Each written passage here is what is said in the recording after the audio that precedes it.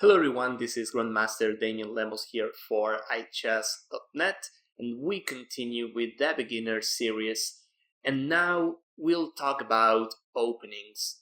If you know the basics, if you know how to move pieces, and you want to improve your chess, you definitely need to know openings, because in the opening we get our pieces out and we get prepared to the middle game and later on the end game. So it is tough to know which is the best opening, but I can tell you this. According to your style, you can pick your openings. And now in this video I'll show you the most famous openings and defenses for both white and black. So as our first move, white usually starts with e4 or d4. Those are the most common moves, although c4, the English opening, is also good, and knight f3 in move 1 is called the reti.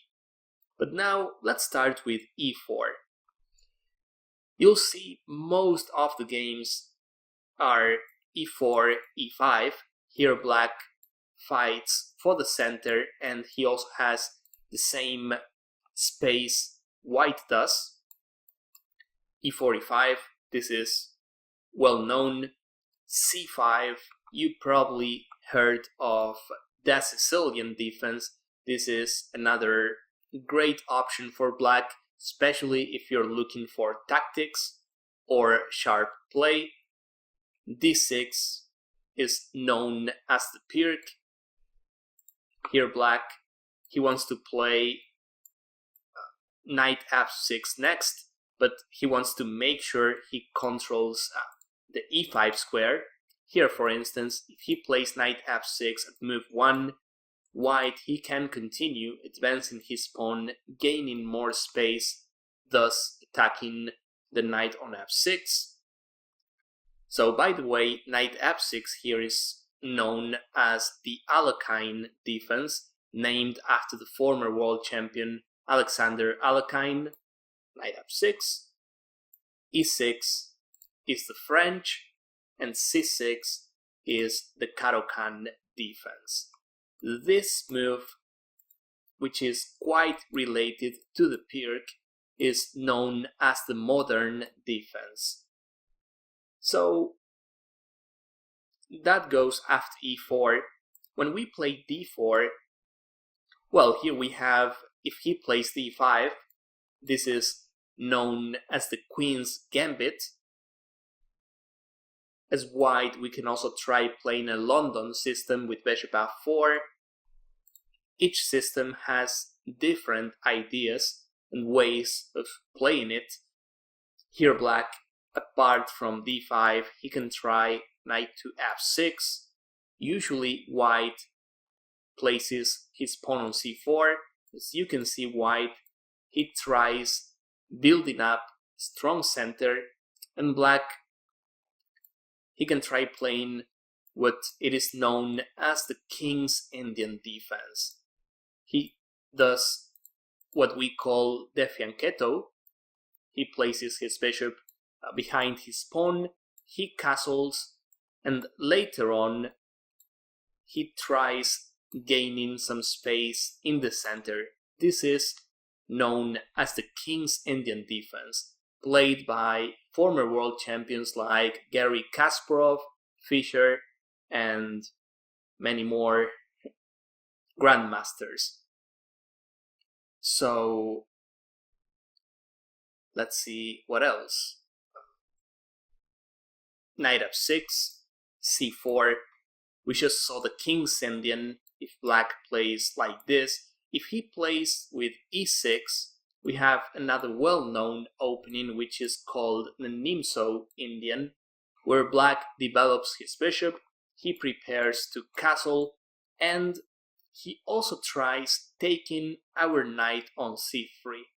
And this is going to give black positional pluses, because if he takes, we have to take back with our pawn, And as you can see, white's pawns here are doubled up. That means they are on the same file, and this is supposed to be a weakness. We'll see much more as we advance in our chess.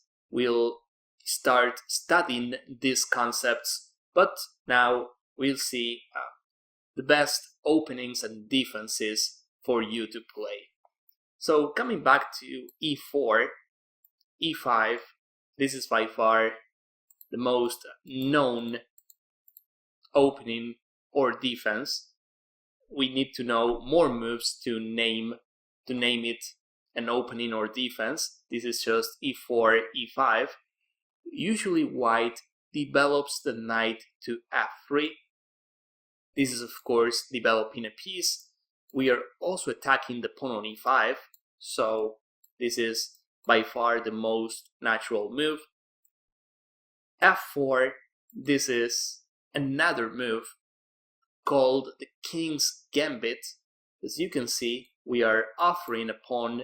We are also opening our king's position a bit. As you can see, he already has stuff like queen h4 check. And the purpose of this gambit is to open lines by sacrificing a pawn, and white also has more freedom in the center. The King's Gambit, you'll find a lot of crazy games, a lot of action, so it is worth a try. But as I said, knight f3 happens to be the main move by white. Usually black here responds with knight c6, defending the e5 pawn. There is another move here which is knight f6. This is known as the Petrov variation. But knight c6, this is what everybody plays, protecting the e5 pawn. And here white has another choice. He has three major lines to play. d4, challenging black's center. This is the Scotch, played by Garry Kasparov and other well-known grandmasters. This is a principled move because we occupy the center. We have bishop b5. This is probably the most famous out there. This is known as the Spanish or also the Ruy Lopez variation. We develop a bishop, we attack the knight, which by the way is the defender of e5, and we also prepare to castle. So bishop b5, natural move, that is the Spanish, and bishop c4, another option for us. This is known as the Italian game, or you'll also find it as the Hyoku piano variation. Actually, if you think about basics, bishop c4 is the best move in this position. Why? Because we attack black's weakest point, which is f7. This pawn is just being protected by black's king, and of course protecting a piece with your king, which is the most valuable piece, that's not a good idea. So bishop c4, nice move by white. Black, of course, he can do the same and play bishop c5. As you can see, we have the same concept going on, but you'll find a lot of players here as black playing knight to f6. This develops a piece. He also attacks the pawn on e4, but as white, here we have the chance of increasing our pressure on this f7 pawn.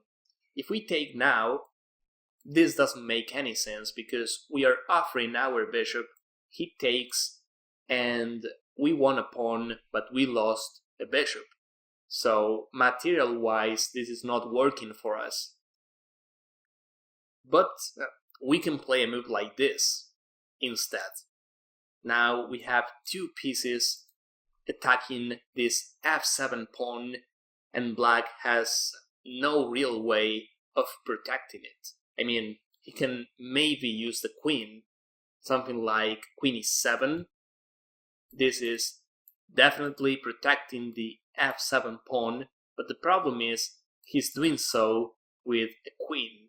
So we take, this is check, he can take, I take a queen, by the way, and he takes my knight. He took two minor pieces, or minor pieces, I should say. He took my bishop and my knight, 2 pieces, but I took a queen. So if you do the math, you'll realize white is winning in this position. The queen is much better than 2 minor pieces. So as you can see, white, he already has some good tactics here, and maybe black, he can try playing d5. This is closing this bishop's diagonal. As white, we can take. We are glad to open lines as white because we are attacking. So black plays knight takes d5. He takes his pawn back, and still the f7 pawn, we are not attacking it with 2 pieces, but here we have a nice sacrifice. This is well-known theory, and this is what a lot of players see when they start playing chess, and that's why I'm showing this trap to you. Knight takes f7. Let's take a look at this, because when we sacrifice on f7, this is a sacrifice, because f7, he can simply take it. King takes knight is his next move. He takes, then he's up a piece. We took a pawn, he took a knight. However, white has the following continuation: queen f3 check. As you can see, this is a check. We attack his king, and at the same time, after the check, we have 2 pieces attacking the knight on d5.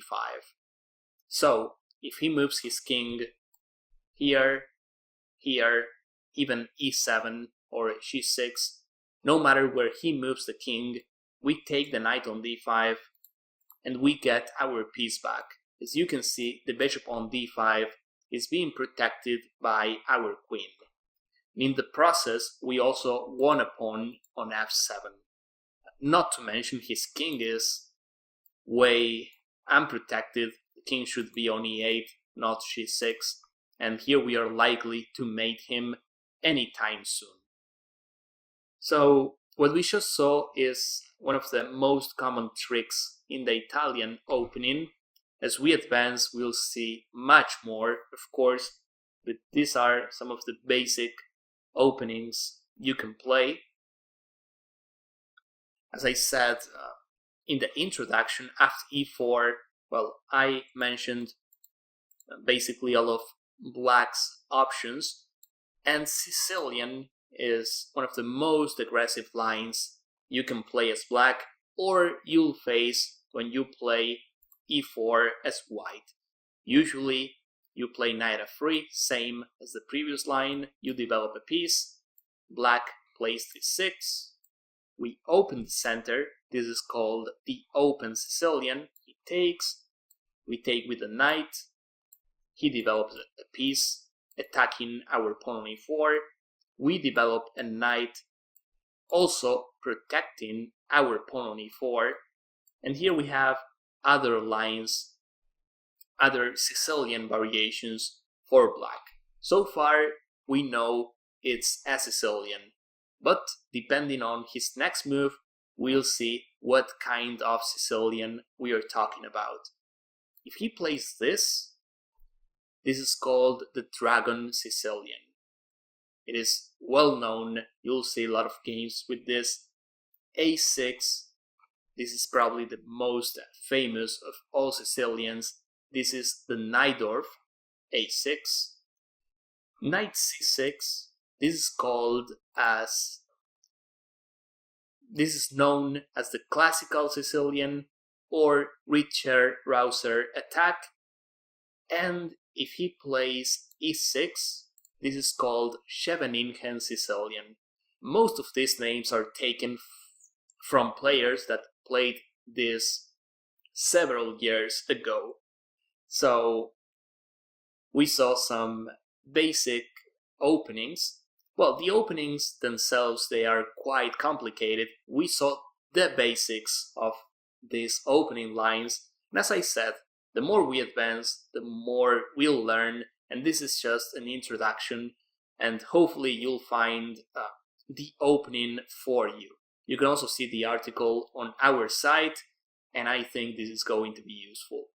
So that's all for this video. I hope you liked this. I hope you found this useful. And of course, I want to see you guys in my next videos. Thank you.